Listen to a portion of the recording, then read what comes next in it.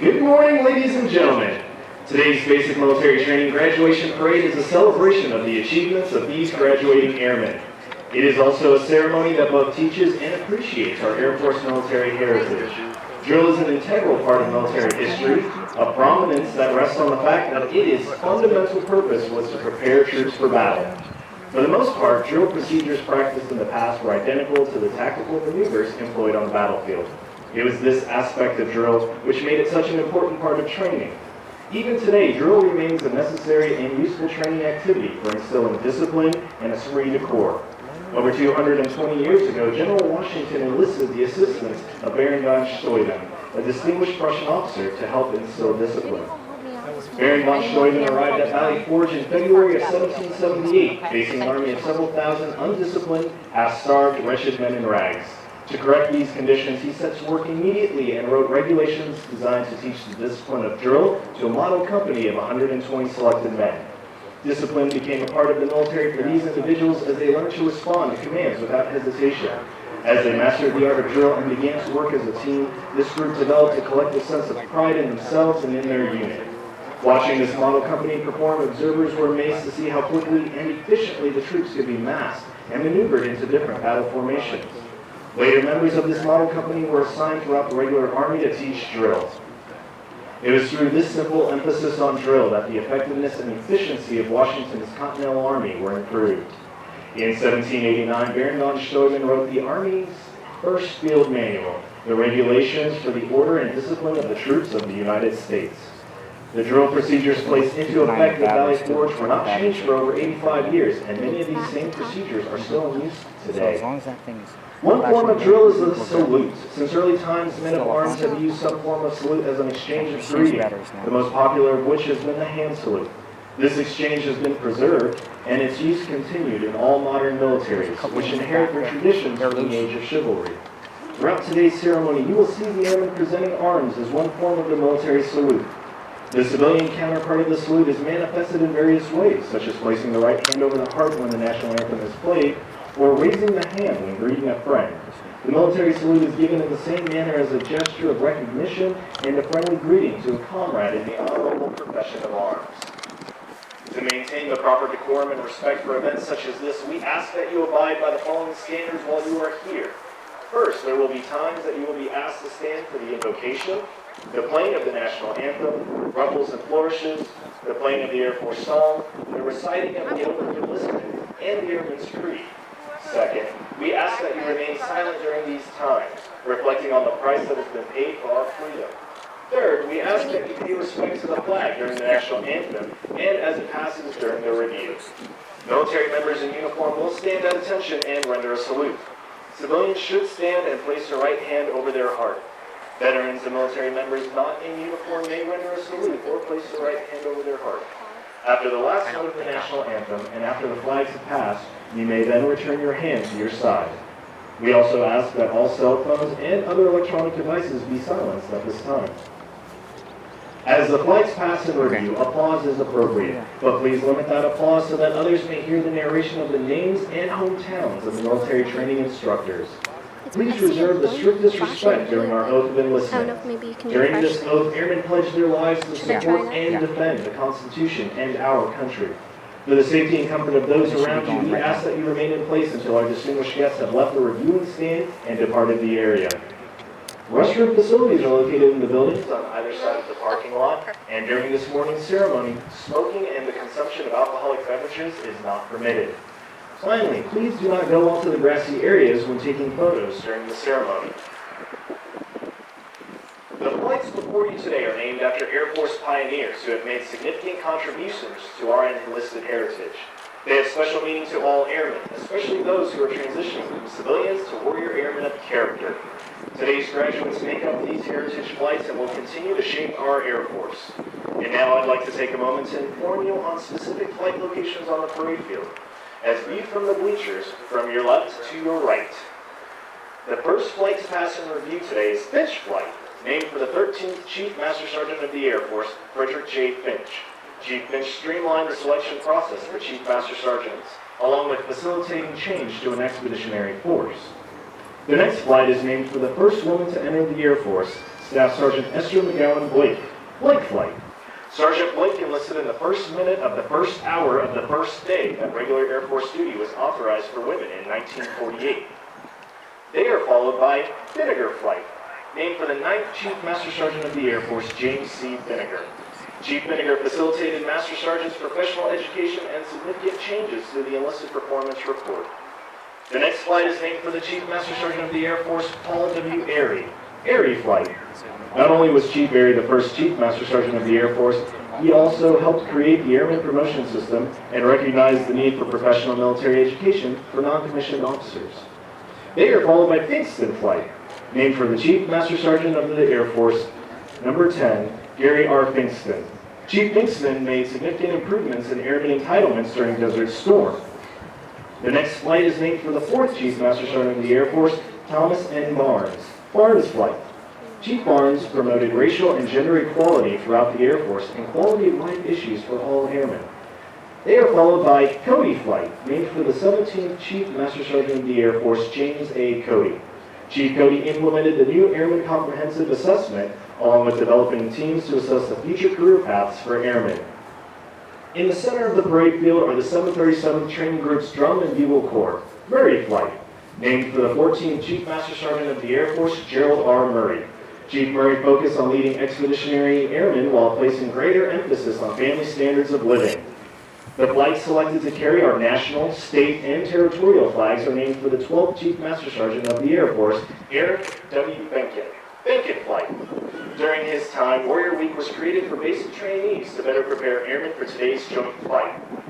They are followed by Matthews Flight. Staff Sergeant Archibald Matthews was awarded the Medal of Honor as an engineer and ball turret gunner. During an operation, his plane was attacked. Although he was ordered to jump from the crippled aircraft, he stayed behind to attempt to land the plane and preserve the injured pilot's life. The next flight is named for the 2nd Chief Master Sergeant of the Air Force, Darnell L. Harlow. Harlow Flight. Chief Harlow further developed the Airman Promotion System and revised eligibility for flight pay. They are followed by Gaylord Flight, named for the 5th Chief Master Sergeant of the Air Force, Robert D. Gaylord. During his time, he worked to improve race and gender issues, influenced policy changes, and worked to improve the Air Force image. The next flight is named for the 8th Chief Master Sergeant of the Air Force, Sam E. Parrish. Parrish Flight. Chief Parrish influenced improvements for military retirements and uniform changes. They are followed by Campanale Flight, named for the 11th Chief Master Sergeant of the Air Force, David J. Campanale. Chief Campanale fought for retirement benefits and airman housing to improve troop retention. The next flight is named for the 7th Chief Master Sergeant of the Air Force, Arthur L. Andrews. Andrews Flight. Chief Andrews emphasized taking care of the people to accomplish the mission. They are followed by McKinley Flight, named for the 5th Chief Master Sergeant of the Air Force, Rodney J. McKinley. Chief McKinley influenced significant improvements in force shaping, retraining, and fitness standards. The last flight is named for the 16th Chief Master Sergeant of the Air Force, James A. Roy. Roy Flight. Chief Roy influenced major change in developing airmen and making education more accessible to the force. At this time, please find a place to sit. Thank you and enjoy today's ceremony.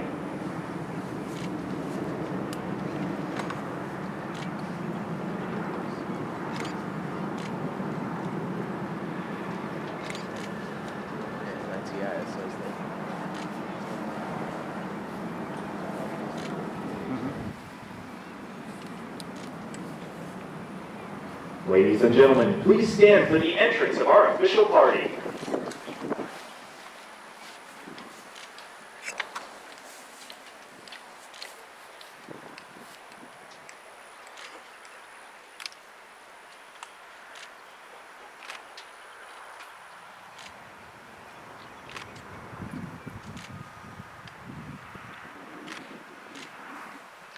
Please remain standing for the invocation given by Chaplain Branch.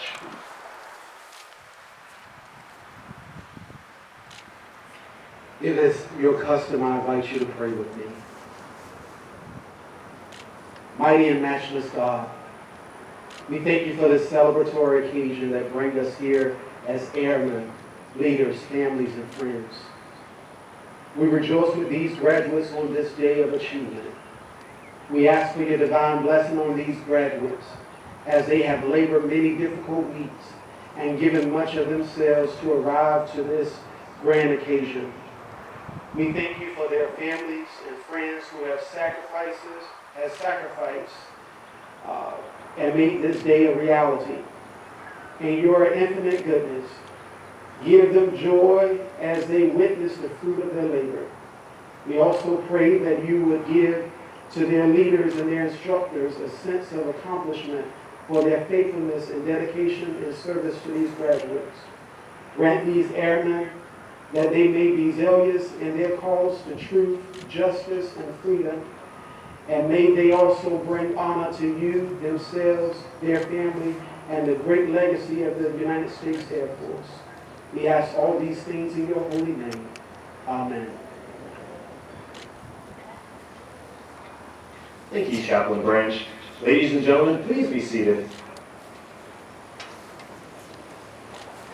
Welcome to the Basic Military Training graduation. We are honored to introduce our 37th Training Wing leadership, beginning with the host for today's ceremony, the Vice Commander, 37th Training Wing, Joint Base San Antonio, Lackland, Texas, Colonel Kendra Matthews, accompanied by her husband Walt and his daughter Julia.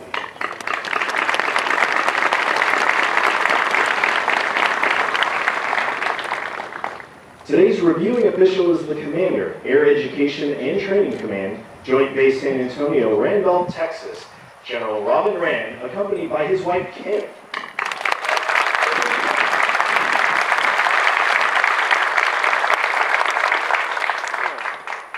The spouse of the 37th Training Wing Command Chief Master Sergeant, Joint Base San Antonio, Lackland, Texas, Mrs. Mona Ori.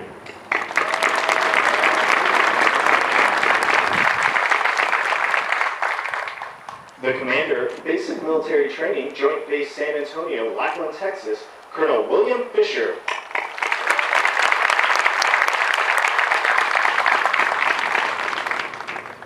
The Superintendent, Basic Military Training, Joint Base San Antonio, Lackland, Texas, Chief Master Sergeant Richard Sutherland.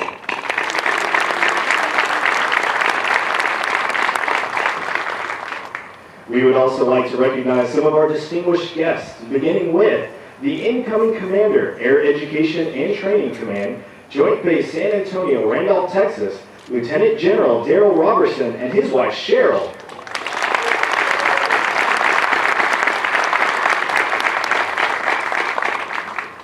The Command Chief Master Sergeant, Air Education Training Command, Joint Base San Antonio, Randolph, Texas, Chief Master Sergeant Gerardo Tapia, Jr.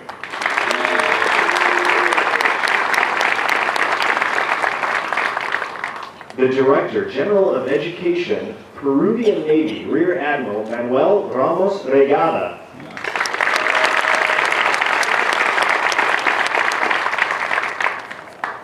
The Commander, 502nd Air Base Wing, and Commander, Joint Base San Antonio, Texas, Brigadier General Robert Labruta and his wife Leslie.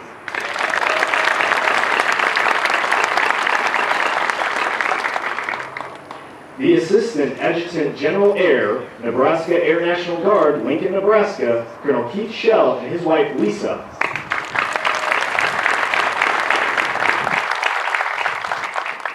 The Chancellor, District of Columbia Public Schools, Washington, D.C., Ms. Kaya Henderson and her guest, Mr. Robert Shredrick.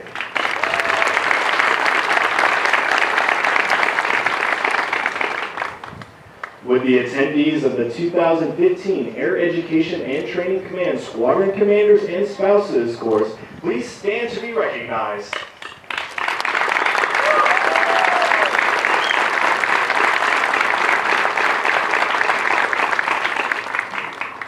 Although time does not permit us to introduce all of our distinguished guests, the 37th Training Wing is proud to welcome each of you. We hope you enjoy today's ceremony. The airmen who will pass in review today have completed a demanding 7.5-week program that provides Air Force units throughout the world with trained airmen. Part of this training includes the time-proven concepts of military customs and traditions, of which this parade is a vital part. All graduating airmen will also march over the Enlisted Heroes Walk. They will lead the way for the thousands of airmen that will follow, all reflecting on our enlisted heritage, tradition of honor, and our legacy of valor.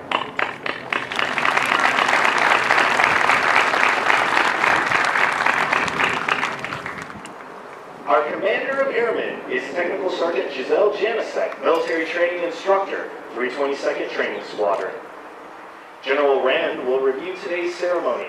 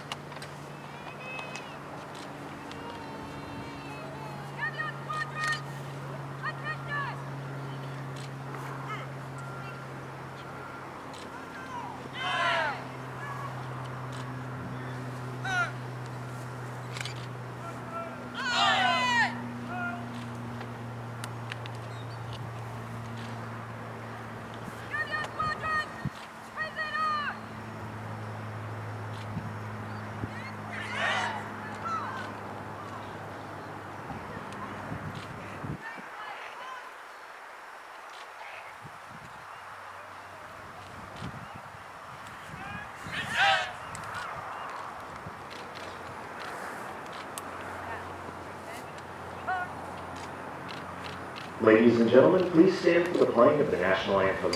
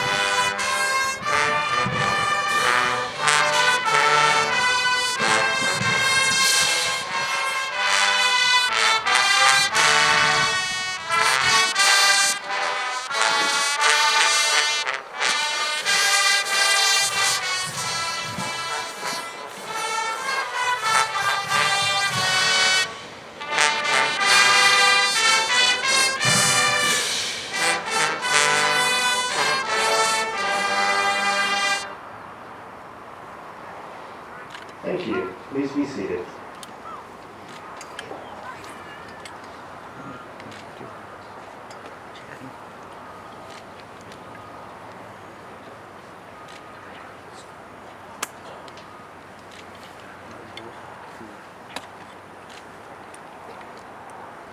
Give your squadron order!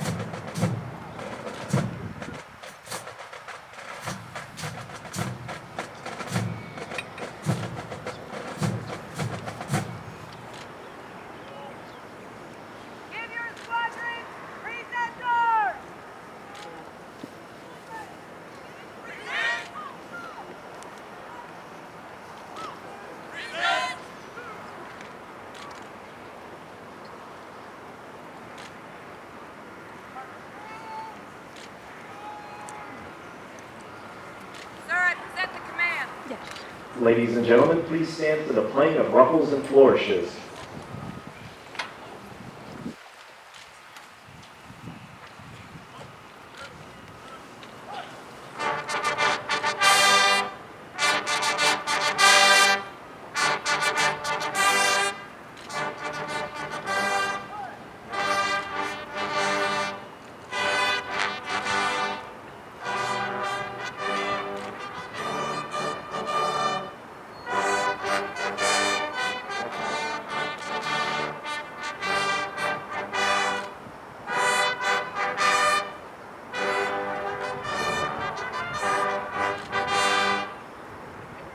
March to command and review. Snap. Hearts. Snap. Thank you. Please be seated. In your squadron, fire!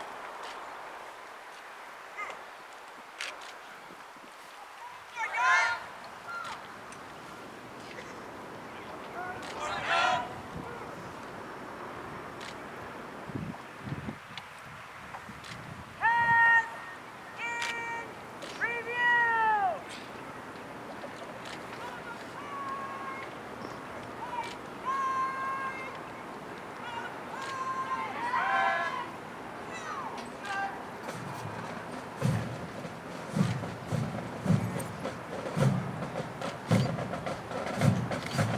Ladies and gentlemen, the graduating airmen passing in review today represent a portion of the 33,000 recruits who will complete basic military training this year. The 737 Training Group provides all recruits the essential military training to become motivated members of the enlisted corps of the greatest air force in the world. The military training instructors are responsible for the indoctrination, development, and discipline of the airmen. They have dedicated endless hours to ensure all training objectives are met. Today's graduates have proven through academic studies, military training, physical training, and the development of teamwork that they are ready to take their place in the United States Air Force. The flights you will view today are a representation of the enlisted force. Each flight represents an enlisted member of the Air Force who has embodied our core If I need values to and contributed to its heritage. This is it. This is minimum. It said snap, so I didn't want to do it. As our graduates turn left onto the bomb run to pass and review, they will march over the enlisted heroes walk. The airmen recognized on the papers have been awarded our nation's highest honors, representing heroic and unselfish actions as members of the United States Air Force in armed conflicts, including present-day operations in Afghanistan. They include 7 Medals of Honor, 25 Air Force Crosses, and 171 Silver Stars awarded for bravery during the encounters with hostile enemy combatants. These enlisted heroes serve to inspire all airmen to execute their duties courageously and with honor in their service to this great nation. Musical support for this morning's ceremony has been provided by the 737 Training Group's Drum and Bugle Corps, Hurry Flight. These flights are performing today under the direction of Technical Sergeant David Evans, hometown, Alpine, Texas.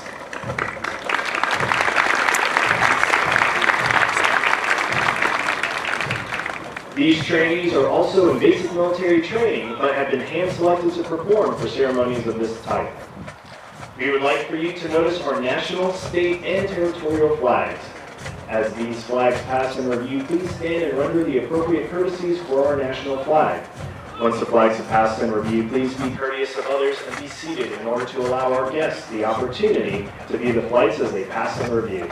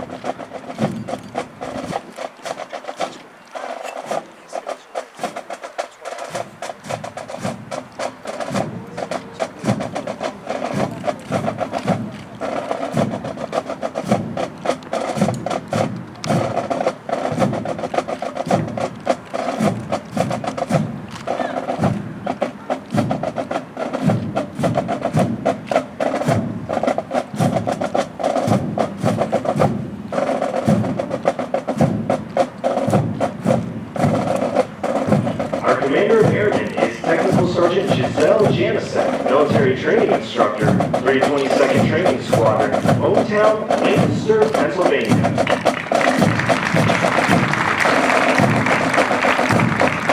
The Drum and Bugle Corps, representing Chief Master Sergeant of the Air Force Number 13, Murray Flight, led by Technical Sergeant Jennifer Bird, Hometown, Spokane, Washington, and Technical Sergeant Navita Jack, Hometown, Detroit, Michigan.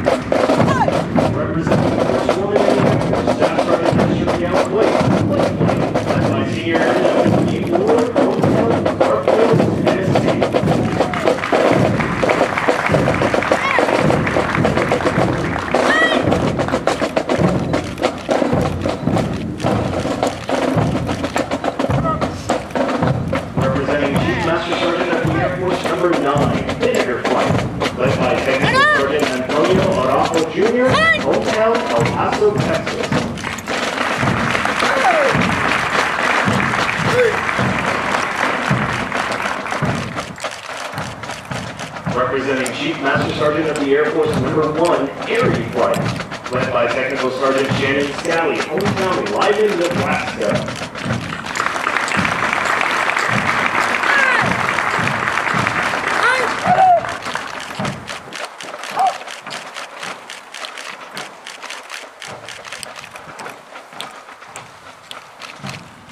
Representing Chief Master Sergeant of the Air Force Number 10, Kingston Flight, led by Technical Sergeant Corey Trimble, Hometown, Fort Worth, Texas.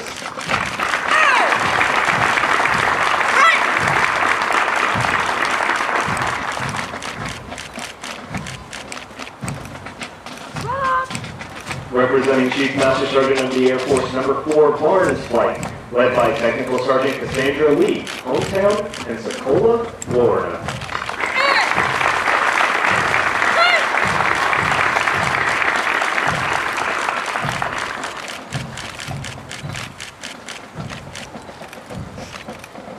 Representing Chief Master Sergeant of the Air Force Number 17, Cody Flight, led by Technical Sergeant Daniel Gutierrez, Hometown, Palm Valley, California.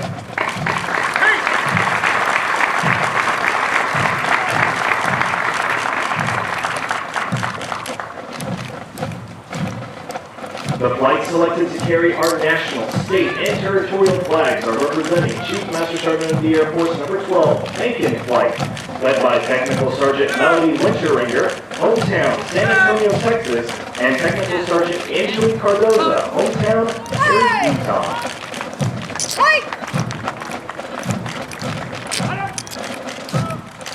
Head up!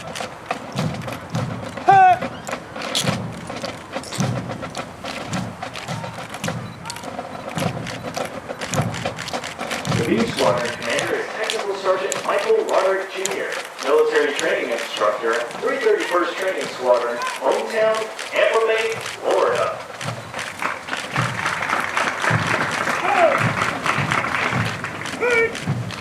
Representing Medal of Honor recipient Staff Sergeant Archibald Matthews, Matthews Flight, led by Technical Sergeant Christina Arsop, Hometown, San Antonio, Texas.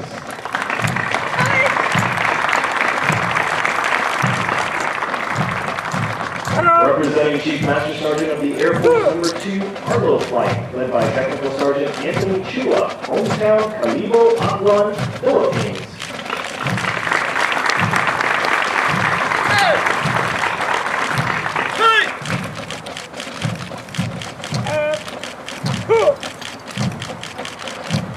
Representing Chief Master Sergeant of the Air Force Number 5, Gaylord Flight, led by Staff Sergeant Joseph Thompson, Hometown, Dayton, Ohio.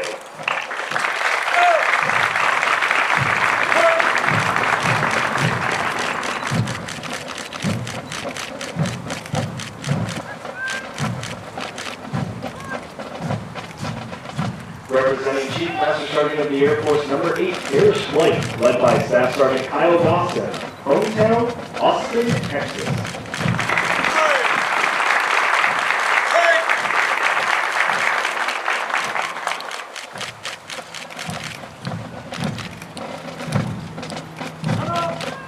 Representing Chief Master Sergeant of the Air Force Number 11 Campanale Flight, led by Technical Sergeant Tara Gunnels, hometown, Albany, New York.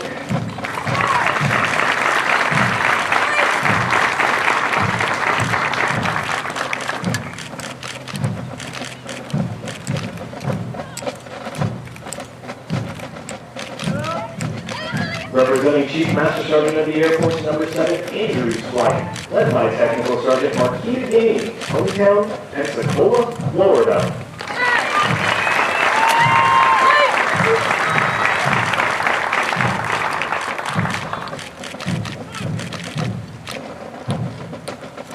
Representing Chief Master Sergeant of the Air Force Number 15 McKinley Flight, led by Technical Sergeant Effie Matthews, hometown, LeCount, Louisiana.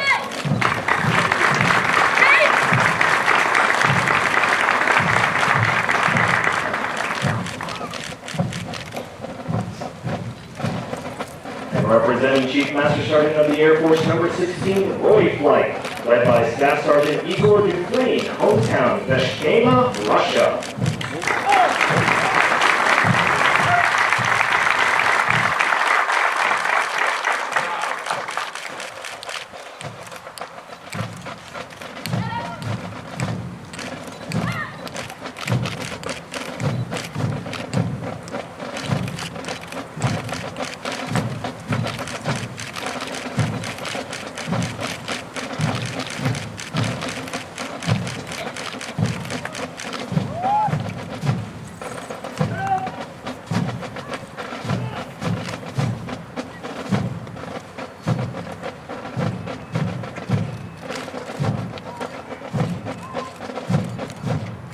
Ladies and gentlemen, now approaching the reviewing stand is the backbone of the basic military training mission. The military training instructors of the 737 training group. These men and women are being led by Master Sergeant Tessa Fontaine, Training Superintendent, 323rd Training Squadron, hometown, Holyoke, Massachusetts.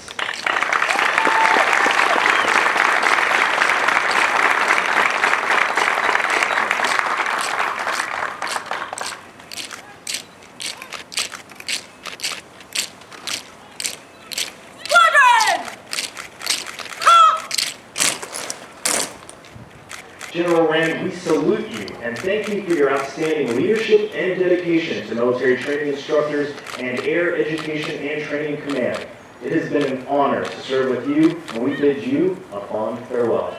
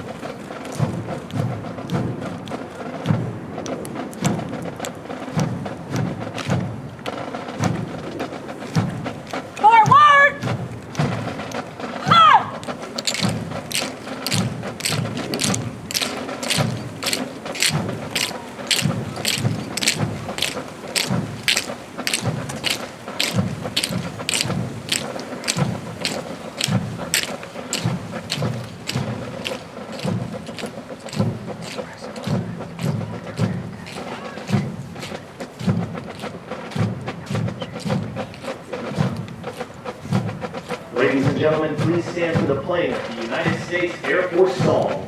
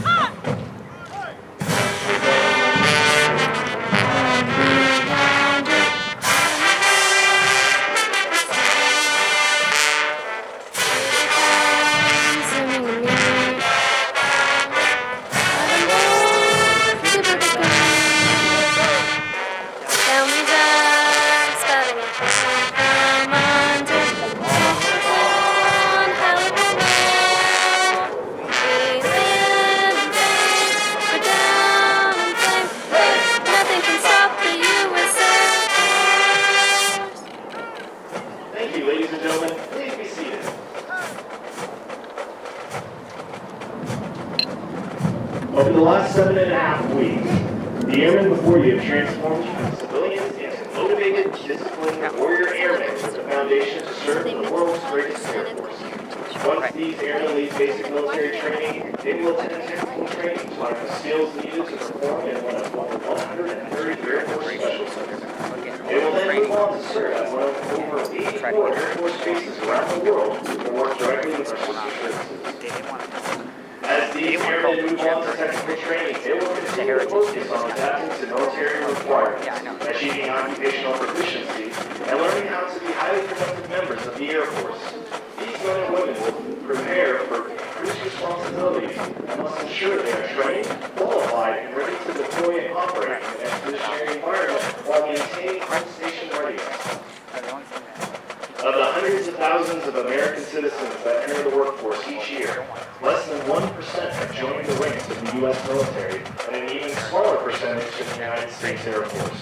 You should be proud of their accomplishments thus far. The airmen before you have reached a milestone in their Air Force journey, and will require your continued support to assist them in their future endeavors. These airmen are the future of our Air Force and will pave the way for future generations of airmen as we continue to fly, fight, and win.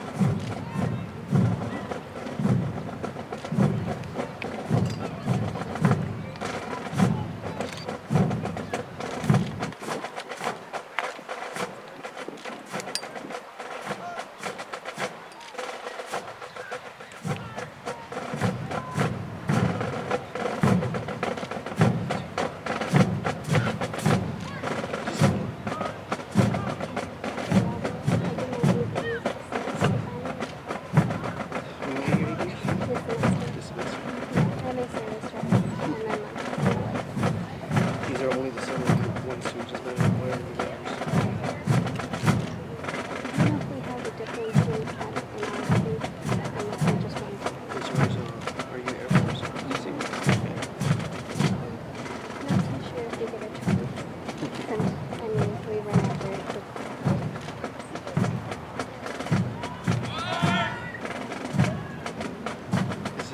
You said this is your fourth time, correct? Fourth or fifth.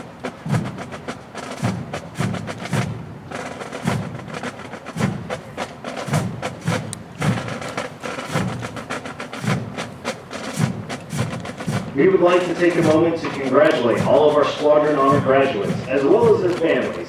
Basic military training honor graduates distinguish themselves by being ranked in the top 10% of all airmen graduating in their class. The exceptional personal dedication, integrity, service before self, and sustained excellence these airmen displayed throughout basic military training earned them this outstanding distinction. As the airmen march forward for the oath of enlistment, we would like to thank the families and friends who are here in support of the airmen graduating today.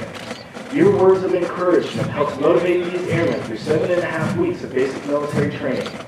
On behalf of the United States Air Force and Air Force Basic Military Training, we extend our thanks to the many families and friends of America's airmen for the support of your airmen and the greatest air power the world has ever known.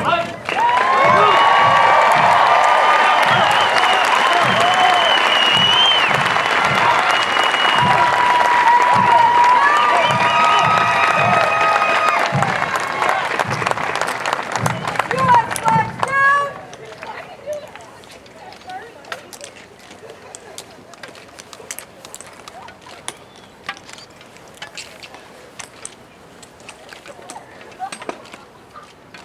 General Wren will now come forward and address our graduated airmen. Good morning. Good morning. Look at that flag, is it beautiful?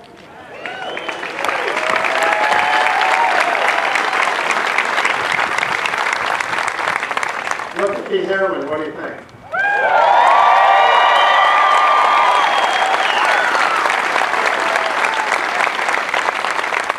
reason I have the greatest job in the Air Force. Wow, I know, I'm acutely aware that I'm the last thing between them and taking the oath to bring them into our Air Force, but there's a few thank yous I have to make. First to the families. Where are the moms? Raise your hand, moms. God love you. Where are our dads? Where are our spouses? Brothers, sisters, friends. Thank you for giving us your sons and daughters. Thank you so much. I want to recognize those who went before us. Could the veterans please rise? Those who served before us, give them a round of applause.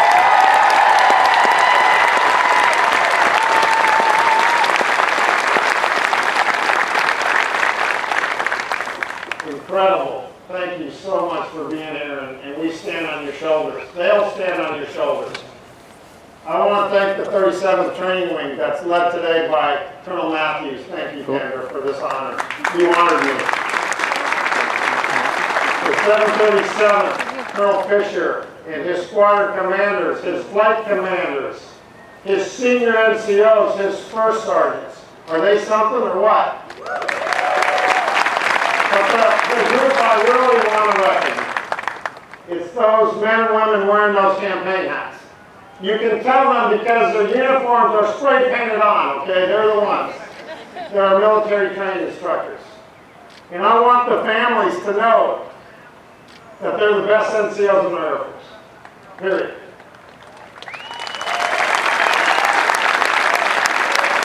I also want the families to know they took your boys and girls and they turned them into men and women.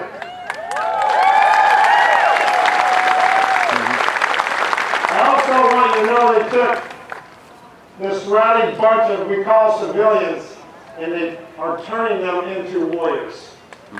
Would you please thank the MPIs with me?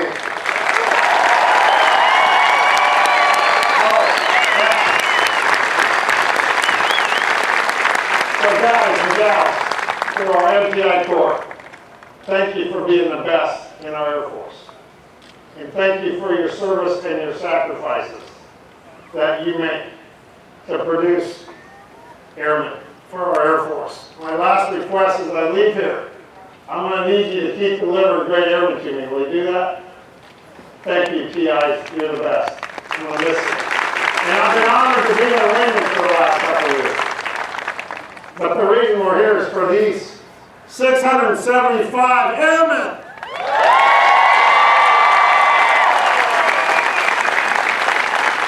First thing I want to say to you is congratulations. Wow. Today is the first of many, many, many accomplishments you're going to have in your careers. But today will be the most special day you will ever have as an airman. I promise you that. Remember how you feel right now. So I want to give you 3 or 4 pieces of advice if I could. The first piece of advice is live by our core values of integrity first, service before self, and excellence in all that you do. Live by that. Second, treat each other with dignity and respect all the time. The third piece is I want you to be relentless and ruthlessly lethal in destroying our enemies when it's time to do that. And finally, my piece of advice, last piece, is Chief Toppy is fond to say. When you face that first bump in the road, remember how you feel right now. And I promise you, you'll do the right thing when you hit that first bump. Okay, are you ready now to join the ranks of the world's greatest airmen? Raise your right hand and repeat after me. Ladies and gentlemen, please stand as General Rand will now administer the oath of enlistment. I state your name. Do solemnly swear or affirm. That I will support and defend the Constitution of the United States. Against all enemies, foreign and domestic. that I will obey the orders of the President of the United States and the orders of the officers appointed over me. According to regulation in the Uniform Code of Military Justice. So help me God. Welcome to the greatest Air Force in the world.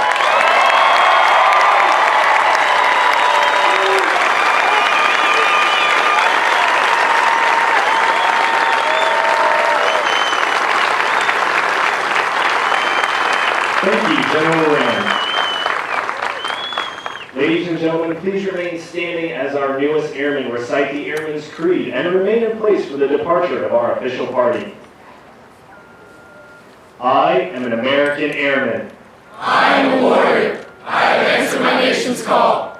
I am an American airman. My mission is to fly, fight, and win. I am faithful to a proud heritage, a tradition of honor, and a legacy of valor. I am an American airman, guardian of freedom and justice, my nation's sword and shield, its entry and avenger. I defend my country with my life. I am an American airman, freeman, leader, warrior. I will never leave an airman behind. I will never falter, and I will not fail.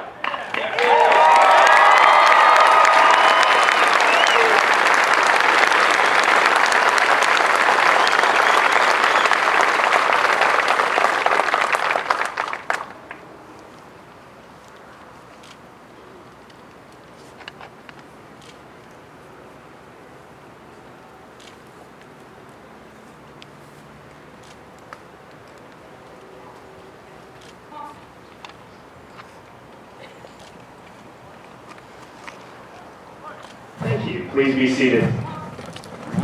Right turn. Forward. As viewed from the bleachers, from your left to your right, the first two flights are the Finch and Blake flights. The next two flights are the Vinegar and Erie flights. They are followed by the Finkston, Barnes, and Cody flights. Next is the Matthews and Harlow flights. They are followed by the Gaylord, Parrish, and Campanale flights. The last three flights are the Andrews, McKinley, and Roy flights.